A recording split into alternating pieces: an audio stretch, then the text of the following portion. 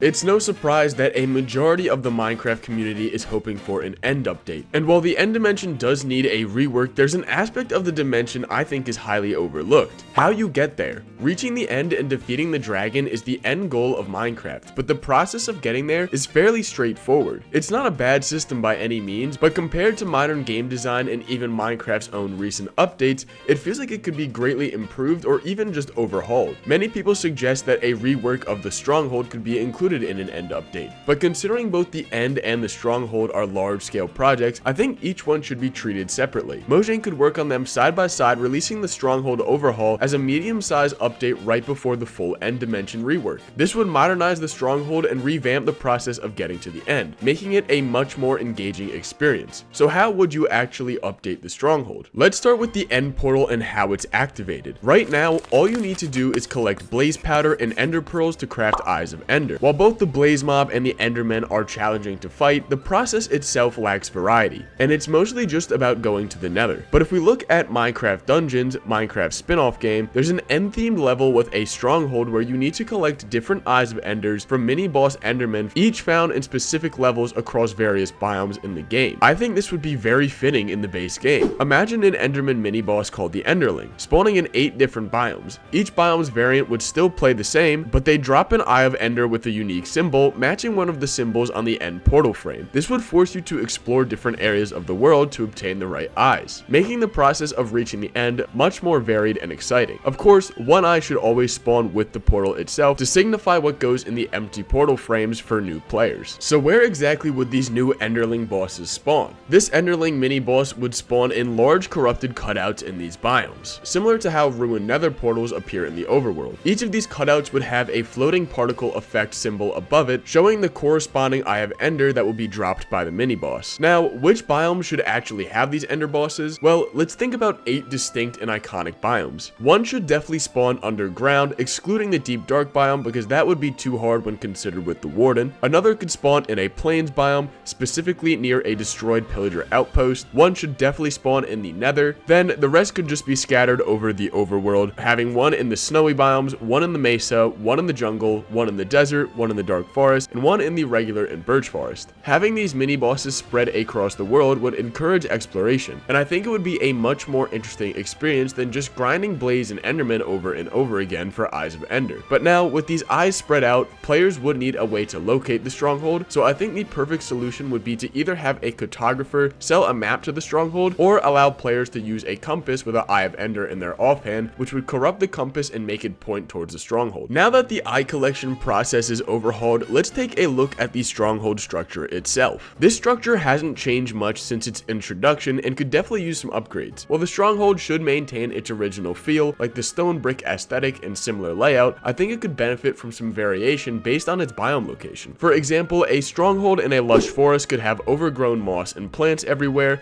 while one in a dripstone cave might have spikes tearing through the structure. A stronghold in the deep dark could be infected with skulk, adding a new dangerous element for players who have to deal with the warden. Outside of the biome it's in, the layout of strongholds is also currently very repetitive, especially when compared to newer structures like the trial chambers. It could definitely use more varieties in the rooms found within the structure. New room types could include expanded libraries, treasure vaults filled with gold and emerald blocks, and chambers with puzzles to solve in order to proceed. Even just adding a few new rooms would make strongholds feel far more exciting to explore. I also think for the structure leading up to the final boss of the game, there's not really enough challenge. It could definitely use some more mobs. I think the perfect way to do this would be replacing the chest with trial vault and introducing the trial spawners, which could make the experience much more engaging. Applying the ominous potion effect as well from the trial chambers would also be great. Basically just apply the system that the trial chambers currently use and put it in the stronghold. The main rooms of the stronghold would need to be larger to accommodate these new mobs, but this would make the challenge far more rewarding, and it would also just be more exciting. Additionally, if the stronghold is to follow the system of the trial chambers, it would need unique loot like exclusive armor trims, pottery shards, or just other items that aren't currently found there. Adding unique functional items to the stronghold could be cool,